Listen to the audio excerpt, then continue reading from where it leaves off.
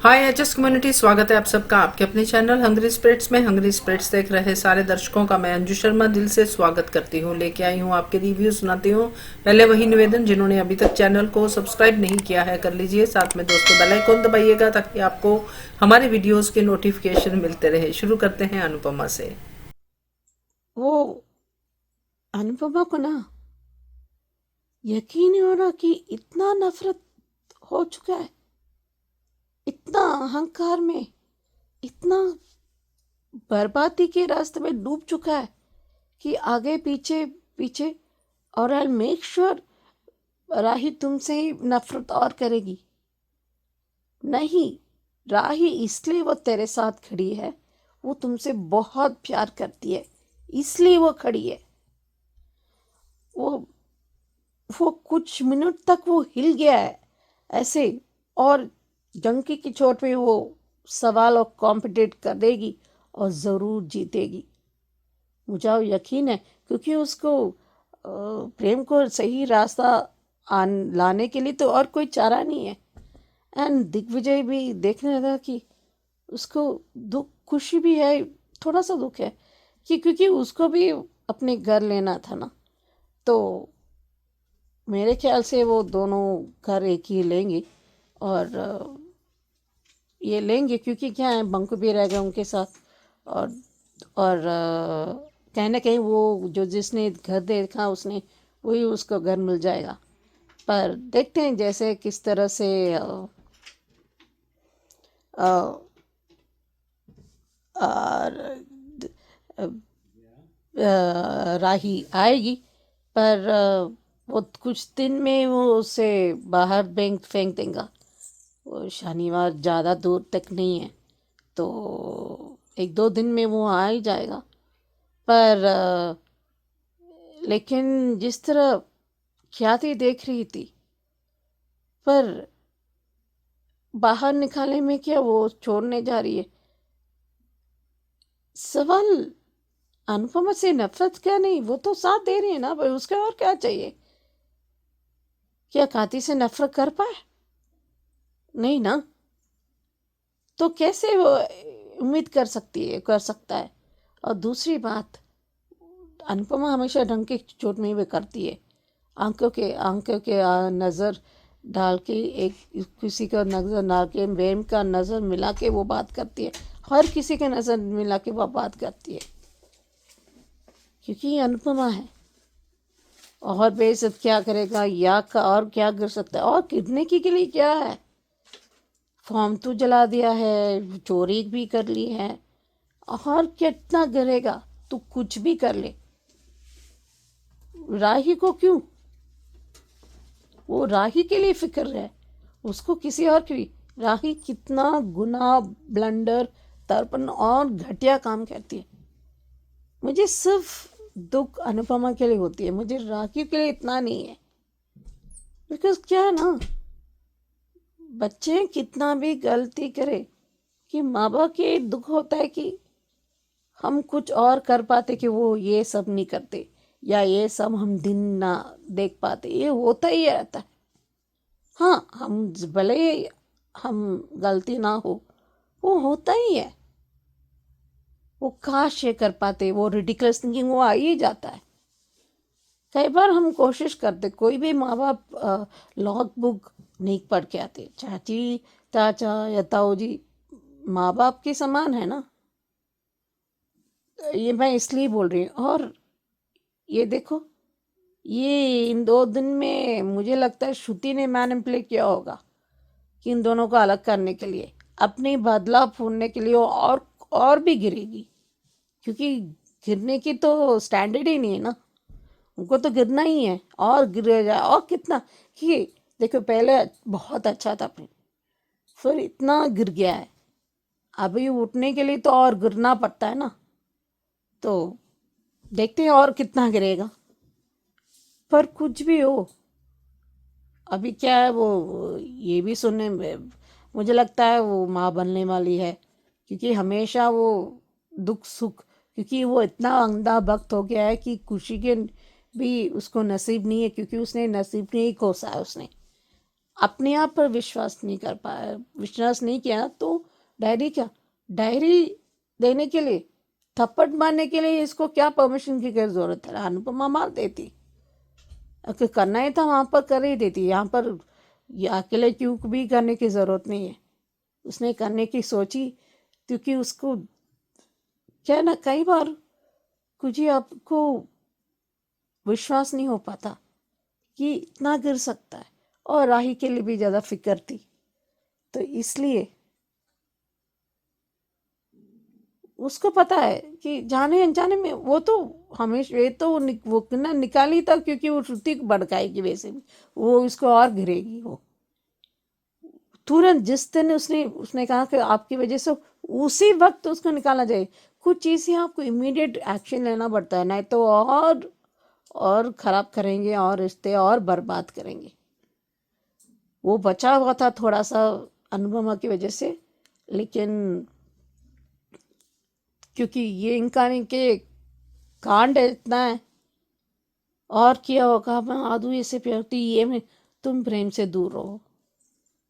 मुझे नहीं कहने का, वो दूर रहे थे भी प्रेम उसके पास आएगा ना, तो और भड़काएगी उसे, और क्या काम है। अभी देखते हैं, वो आपने सही कहा कि अंजू जी की वो ज़रूर कंपटीशन जीतेगी, सिर्फ अपने लिए और बेटी के लिए, इन सब के जो घर हो। देखते हैं। हेलो अंजू जी, नवीन जी, नमस्ते। सभी को सुजाता का प्यार भरा नमस्ते। एपिसोड देखा, अच्छा था। अनुपमा एक आखिरी कोशिश करना चाहती है प्रेम को समझाने की, लेकिन अब जब प्रेम ने अपने सारे दिमाग के खिड़की दरवाजे सब बंद कर ही लिए हैं, यहाँ तक कि दिल को भी बंद कर लिया कि किसी की कोई बात उस तक पहुँचेगी ही नहीं, ना वो पहुँचने देना चाहता है। क्योंकि जो है अब उसके मन में श्रुति ने इतनी नफरत भर दी है अनुपमा के प्रति कि अब वो चाह कर भी उसे निकाल नहीं सकता। रणदीप विजय जी परेशान है कि ये पता नहीं प्रेम कैसे रिएक्ट करेगा। पर आज मुझे प्रेरणा बिल्कुल भी अच्छी नहीं लगी। वो कैसे, उसने अभी तो उसके जीवन की शुरुआत ही है और उसने अपना रंग दिखाना शुरू कर दिया कि हमें थोड़ा सेल्फिश होना पड़ेगा।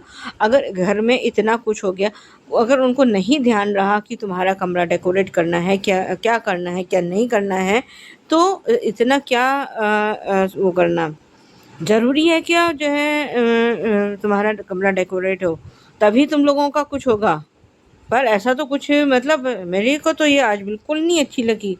और अगर यही हाल रहा तो बा का डर सच होते देर नहीं लगेगी, और ये उसका बात सच हो जाएगी कि जो है प्रेरणा इस घर के लिए सही नहीं है, क्योंकि अभी तो उसके जीवन की शुरुआत है। उसी में ये कह रही है कि हमें हम दोनों को सेल्फिश होना पड़ेगा और ये होना पड़ेगा। भैया ऐसा क्या आफत आ गई है। इधर प्रेम और राही में जो बातचीत चल रही है, पर जिसने अब बेशर्मी का चोला एक बार पहन लिया हो, उस पर शर्म का चोला कहाँ चढ़ता है। कहाँ से कैसे वो उससे कह रहा है कि तुम भी चली जाओ। ये कह रहा अगर मुझे जाना होता नहीं तो तुम्हारे पीछे पहली बात तो मैं आती ही नहीं, और अगर मैं अगर मैं जाऊंगी तो तुम्हारी ज़िंदगी से नहीं, इस दुनिया को ही छोड़ कर चली जाऊंगी, क्योंकि मैं तुमसे बहुत प्यार। पर ऐसा प्यार किस काम का कि जब आप अपने ही पार्टनर को सही गलत का कोई फ़र्क ही ना समझा पाएँ। और प्रेम तो खैर आजकल बिल्कुल आग का गोला बना पड़ा है, चलती फिरती आग है। मतलब जो उसको छुएगा उसका भस्म होना तय है। अनुपमा बार बार प्रेम को फ़ोन करे, पर फिर प्रेम उठा नहीं रहा है। फिर उसने उसकी लैंडलाइन पे फ़ोन किया है, तो उसने फ़ोन उठा लिया और उसने जब कहा कि कौन बोल रहा है, तो जिस उससे उसने अनुपमा ने जवाब दिया, अनुपमा जोशी। वो मतलब उसके उसमें एक हुंकार थी कि अब तू जो है मेरे से बच, मतलब वैसे नहीं, लेकिन तू मुझसे बच नहीं पाएगा। अगर ये सपना देख रहा है कि ये मैं अनुपमा जोशी को हरा दूंगा, ये कर लूँगा, तो ये बहुत बड़ी गलत फहमी में जी रहा है, बबल में जी रहा है, और बहुत जल्दी इसका ये बबल टूटेगा। आज जब अनुपमा ने प्रेम से ये पूछा कि तू अपनी शक्ल आईने में देख कैसे लगता है, जैसे आप देखती। अरे अनुपमा ने कभी किसी का कुछ नहीं बिगाड़ा, तुम बिगाड़ते आ रहे हो। उसका फॉर्म चुरा लिया, ये चुरा लिया, डायरी चुरा ली, पता नहीं क्या क्या उसके साथ कर लिया। और आज राही जिस तरह से श्रुति के सामने फटी है वो तो होना ही था, क्योंकि वो बहुत दिनों से ये सब चीज़ें नोट करती आ रही है। जब श्रुति ने कहा कि पॉप्स तेरे पॉप्स में होते हो, कह रहे वो आपसे प्यार नहीं करते थे, उनके दिलो दिमाग में हमेशा से मम्मी थी। तो राही को ये बात क्यों नहीं याद है कि अनुज ने उसको श्रुति को अपनी ज़िंदगी से क्यों निकाला था। ये बात हमेशा क्यों भूल जाती है कि स्पाइस एंड चटनी का के कांड का मास्टरमाइंड कौन है। ये बात अनुज को पता चल गई थी और उसकी मास्टरमाइंड कोई और नहीं बल्कि श्रुति थी। तो ये बात राही अपनी कन्वीनियंटली के हिसाब से कैसे भूल जाती है। कुछ चीज़ें उसे याद रहती हैं, कुछ चीज़ें वो भूल जाती है, ऐसे कैसे हो जाता है। आज जिस तरह से राही ने उसको कहा कि आप मुझे और प्रेम को मोहरा बनाना बंद करिए, बहुत अच्छा था। और इधर प्रेम ने तो अपनी जो है बदतमीज़ी करने की और घटियापन की सब की लाइंस क्रॉस कर दी हैं। और वो क्या कह रहा है कि अब आप अपनी आंखों के इतने मोटे मोटे आंसू ला के मुझे ब्लेम करोगी और ब्ला ब्ला ब्ला ब्ला। क्या कैसे बात करने का तरीका है इसका, क्या किस तरह से ये बात करता है, हद से ज़्यादा गंदा और घटिया लगता है।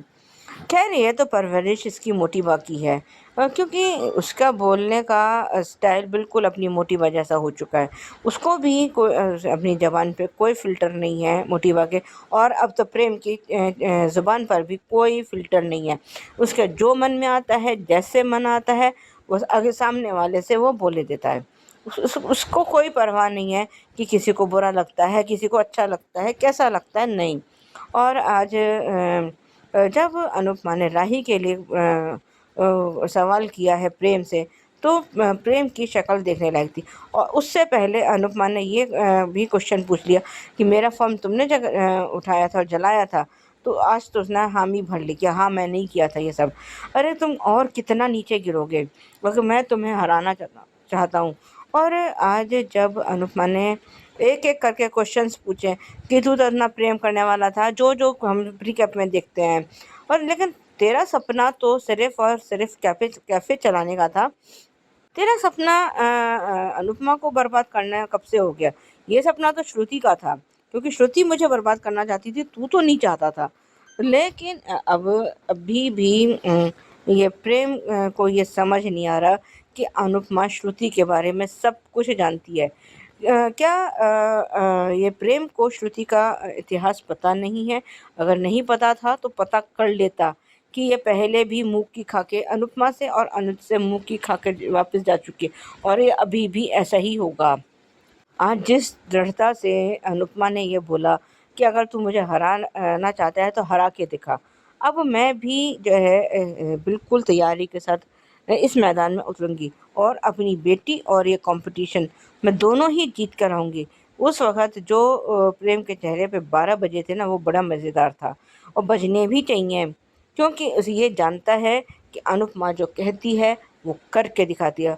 और अब उससे पहले जो हमें प्रीकेप में दिखा रहे हैं कि ये उससे पहले ये राही को अपने घर से निकाल देगा, और तब अनुपमा जो है इसको अपने घर लेकर आएगी और वो कंपटीशन भी जीतेगी और ये अपना नया घर भी खरीदेगी। आज के लिए भी बस इतना ही। धन्यवाद। यस सुचि जी, बिल्कुल आपने करेक्ट कहा कि क्या वसुंधरा से नफरत कर पाया प्रेम, तो फिर अनुपमा से क्यों कर रहे हैं। बिल्कुल करेक्ट कहा। वसुंधरा ने राही और प्रेम की शादी के टाइम पे कितने सारे षड्यंत्र रचे, उसके बाद भी उनका लेटर जला दिया, उनकी एजुकेशन पे उसने इतना बड़ा डाका डाला, मगर उसको कुछ नहीं कहा, बस अनुपमा के पीछे पड़ा है। बिल्कुल करेक्ट कहा आपने। और सुजाता जी, आपका कहना भी सही है कि मुझे हंसी आ गई सुन के कि कमरा डेकोरेट नहीं होगा तो क्या तुम्हारा कुछ होगा नहीं। बहुत अच्छा कमेंट था, बिल्कुल सही था। इतनी टेंशन में कोई कमरा डेकोरेट करने पे कैसे ध्यान देगा कि अब सुहाग रात मनानी है तो कमाल है। सही कहा आपने। और ये बिल्कुल करेक्ट है आपकी बात कि जो रिश्ता रास्ता नहीं रिश्ता एक दूसरे को सही गलत का फर्क नहीं समझा पाता, उस रिश्ते का फायदा ही क्या। बिल्कुल करेक्ट कहा आपने। Thank you so much. अब सुनते हैं सुचि जी का रिव्यू, ये रिश्ता क्या कहलाता है पे। ना जी, मैं सोच रही भी ये रिश्ता क्या कहलाता के लिए लगता है दिशा माँ बनने वाली है, और उसको पता है कि टूथपेस्ट डाला नहीं जा सकता। Actually it is possible, teaspoon छोटे से चम्मच निकाल के उस ट्यूब में डाल सकते हो। और सेकंड, फूफासा जानबूझकर मल्होत्रा केस हारा है।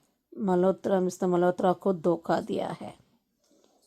उसने कांड के वजह से अपनी जेब भरने के लिए वो किया है। वो पोदार फर्म को बचाने के लिए नहीं, अपनी जेब भरने के लिए। और इसलिए वो उसने चाची साहब पे इल्ज़ाम लगा दिया था। उसकी वजह से वो डेट पर जब अरमान अकेले से बात कर रही थी तो फूफासा का कांड क्यों नहीं बताया उसने? ये ना मुझे ये समझ में नहीं आता, ये टोटली इलॉजिकल। तब भी ड्रामा मिल जाता है ना, उनका कांड वैसे भी आ जाता है। और वैसे भी उसने ड्रॉयर निकाल दिया था तो उसको पता चल गया कि इसने किया है। कॉन्वर्सेशन तो रिकॉर्ड कर देती कि जब वो अटक जाता है तो निकल जाने के लिए वो ऐसे बदल दिया था उसको। आपने सोचा कि मैं माफ़ी मांगूंगा, ऐसे करूंगा, वो से करूंगा, वही घिसा पिसा डायलॉग। दादी सा इतना बड़ा फॉर्म चलाती थी तो मित्तल जेल चला गया। हम लोग सोच रहे थे वो कहाँ गया। वो तो जेल का एक सीन दिखा देता तो अच्छा बात होती, कम से कम पता चलता कि वो जेल में है। तो इसलिए वो डायलॉग एक लाइन डाल दिया उसमें। और तीसरी बात, अब अभिमान को मिलकर करना पड़ेगा, क्योंकि जिस तरह अबीरा दिखा रही थी और देख रही थी अरमान को, और अरमान को तो अबीरा, क्योंकि दादी साहब को यही है, क्योंकि मल्होत्रा आएंगे क्योंकि अभिमान की वजह से, क्योंकि पहले से अब अभिमान को अप्रोच कर रहे थे और उसको पसंद नहीं है तो ये होना होगा। और कृष सही कर रहा था उनको करने के लिए, क्योंकि वो कृष को वाकई फॉर्म को पड़ी है पिता की धोखेबाज की वजह से। तो देखते हैं। सही है, जानबूझ के हारा है फूफासा, आप ये कह रही हैं सुचि जी। मुझे भी इस बात से काफी आपके साथ सहमत होना पड़ रहा है, क्योंकि फूफासा का इतिहास ही कुछ ऐसा है। और अरमान ने भी, सॉरी प्रेम नहीं, अरमान, अब दोनों आपस में मिल जाते हैं। अरमान ने भी आज के एपिसोड में कहा कि आप फर्म नहीं अपने करियर को ज्यादा चुनते हो। तो हो सकता है आपका कहना सही हो, जेब भर ली हो उन्होंने अपनी, तो करेक्ट है। और बढ़िया रिव्यू आपका सुचि जी, थैंक यू सो मच। आगे बढ़ते हैं, सुचि जी का रिव्यू सुनते हैं क्योंकि पे। ये करण क्या कर रहा है? ये लोग इतना स्मार्ट हैं कि करण आंखों में वो झूल कर चला जा रहे हैं, आंखों के सामने कर रहे हैं। वो इतना अंधा भक्त, मेरा परवरिश ये है ताकि मैं माँ की तरह ना बने। ओ गॉड, ज़्यादा ही अपने आप को तारीफ में लगा रहे हैं। प्राइड होना अलग बात है, अपने काम पर फख्र होना अलग बात है, थोड़ा विश्वास, ये तो अंधविश्वास लग रहा है। और नंदिनी क्यों ये भी छुपा रहे शोभा से? कम से कम सच तो बताती। हर एक बार अपने आप को टॉर्चर करने से क्या होता है? अलग से बता देती ना। और ये भी है कि ऐसा क्या है शोभा से या माँ की, मुझे हमेशा याद देता है कि शोभा का हमेशा, या गौतम को भी बताए, कोई इतनी बड़ी होगी तो इतना आसानी से किसी को गोली मार नहीं सकते, कुछ तो बड़ी हुआ होगा। ये इतना कर्म को भी होना चाहिए ना। ऐसा क्या कर दिया, क्या मजबूर होना पड़ा? जो हालात फंसे वो तो करना ही पड़ा, वो तो जानवर था और खुद उसने रियो को मार दिया था। रियो और नियति ने धोखा दे रहे थे और नियति को हासिल करना चाहती है, क्योंकि वो दर्द तो तबाह करना है, उसे अलग करना है करण को भी। वैसे भी कौन से जुड़ रहे हैं,